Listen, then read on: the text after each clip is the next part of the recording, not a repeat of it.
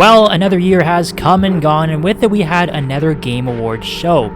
Jeff Keighley's big night out had a lot to celebrate, from world premieres to new trailers, and yeah, some actual awards, which is what the night is supposed to be about, I guess.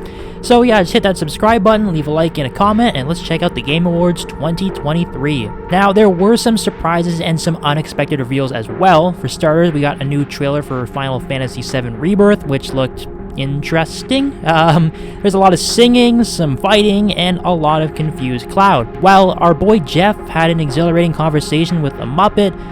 They showed out the Fallout TV show with a new trailer, and then this dude came out and made a point of reminding Todd Howard that Starfield won a grand total of 0 awards. But aside from all the weird stuff, including listening to a non-existent person accept a Content Creator of the Year award, and this lady playing with fire on stage to celebrate Hellblade, there was some pretty cool stuff at the show. For starters, fans of God of War were pretty excited when they saw their main man Kratos float onto the screen, and they knew they were getting some new content for Ragnarok. The trailer revealed that the new Valhalla DLC expansion was ready to go, and the news that it was going to be an entirely free update was music to everyone's ears. It did look pretty cool. There was a lot of good looking combat shown off in the trailer. The environments are looking quite nice, and it appears that Kratos has a host of new and interesting enemies to deal with. Another interesting reveal, and perhaps this one was a bit of a surprise, it was No Man's Sky 2. Well, not actually, but it's the same studio, and this new game is called Light No Fires. It looks like this one is going to ditch the whole space exploration and just focus on one massive planet, which should honestly be a good thing for fans of No Man's Sky. We all know how much of a mess that game was at release. There were a ton of broken promises, and the game that shipped out to buyers just wasn't even close to what was previewed. That being said, perhaps them just focusing on one area will really help them ship out a good polished product that is like the current state of No Man's Sky after receiving a slew of updates. The environments in Light No Fires look pretty cool. You can fly around on creatures and do a lot of walking and just explore whatever you like, which should be pretty fun.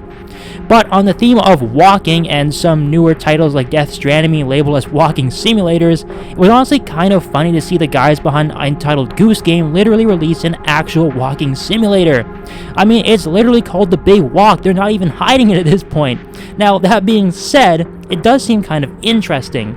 The art style is pretty quirky, and you're playing as these weird ant creatures, so it should be kind of fun to jump into weird holes with your friends, I guess. But let's leave ants and walking behind for a second and look at the genre that really got a lot of the attention at the Game Awards: sci-fi. Man, oh man, there was a lot of cool news for people like myself who like sci-fi games and space exploration. The first one that really caught my attention was First Descendant. The art direction in this game actually looks super cool, and while it's pretty easy for a lot of sci-fi games to look really similar to each other, this one does appear to have a bit of a unique look to it. I mean, the characters and their suits look awesome, but what on earth is that being they are fighting against? It kind of feels like a Prometheus type vibe where people are going to meet their creators, but it turns out the creators actually hate them and everything goes south. Now, I'm not really sure if that's the actual premise behind this game, but I am very excited to see and hear more about it. Then we saw Exoborn Master the Apocalypse, which looked interesting. I mean, it's really hard to tell with these trailers when everything is just cinematic and you don't really have any gameplay to go off of, but it seems kind of unique, I guess. I mean, there's giant robots and school buses flying through the air and a lot of bad weather, so I'm sure there will be some fun elements to this game. But just when you thought you'd seen it all with the sci-fi genre, Matthew McConaughey comes out and says he's not going to say alright, but then he says it anyway. But he also pretty much told the other sci-fi games to just sit back down because he's appearing in a cooler one called Exodus. Well, I don't know if it's actually cooler, to be honest, but Matthew McConaughey's in it, so they're definitely going for the cool effect on this one. It looks very Starfield-y, I guess. There's a lot more space exploration, people flying ships, robots poking around looking at stuff, but what I will commend these guys for doing is showing actual gameplay. In a world where we are forced to watch eye-catching cinematic trailers and then be left with a heap of a game that looks nothing like the trailer, at least these guys showed off some actual gameplay, so good on them for doing that. And speaking of showing off gameplay, Hellblade 2 finally showed some off. Remember that game? It feels like an eternity ago when they first announced this one, but it looks like it's finally coming soon. I mean, the gameplay they did show is honestly really dark, and it was kind of hard to get a good feel for what was going on half the time, but I guess it's better than nothing, right? Who knows though, we'll just have to wait and see what's going on with Hellblade 2.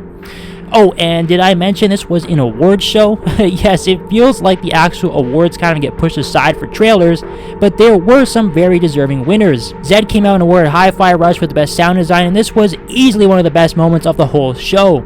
Tango Shadow dropped a masterpiece with that game, and it was by far the best thing to come out of Xbox this year, so it was nice to see them get some recognition. Then, adding to the celebrity appearances at the show, Papa Doc came out and tried to turn himself into a meme for a couple of minutes before he finally presented the award for Best Ongoing Game to Cyberpunk 2077, and this was another very well-deserved award.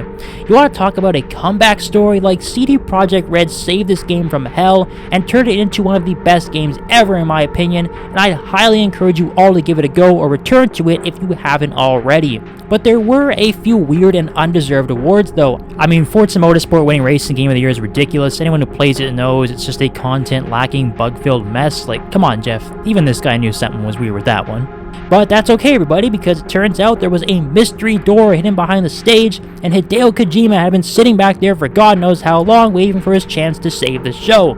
And what did our man do? He dropped this. A girl talking to a camera with some weird stuff going in her eyes, and that was followed up by another girl talking to the camera, and then a dude talking to the camera. It is a new game though, and Kojima spent a while talking to Jeff Keighley about it without explaining anything. But then, Jordan Peele stepped out of the door, and we thought that maybe he would tell us what the game was about, but that didn't really happen either. All we know is that Jordan Peele plays Metal Gear Solid, and he is working on a game with Kojima, so yeah, I don't really know.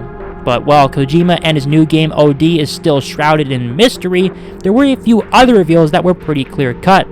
There's a new Jurassic Park game coming, which honestly looks pretty cool. Again, it was pretty much just a big cinematic showcase, but it still looks awesome. You can't really go wrong with fighting off big old nasty dinosaurs, and the T-Rex at the end looks pretty menacing.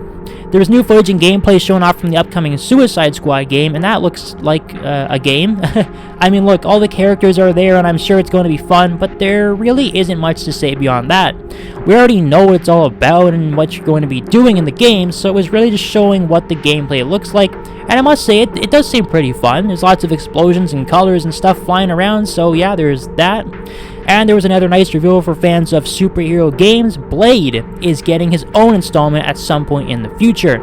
I mean, we pretty much just saw him getting a shave from his barber before the lights turn red and he gets ready to go into fighting mode, but it's Blade, so we all know what that's going to be like.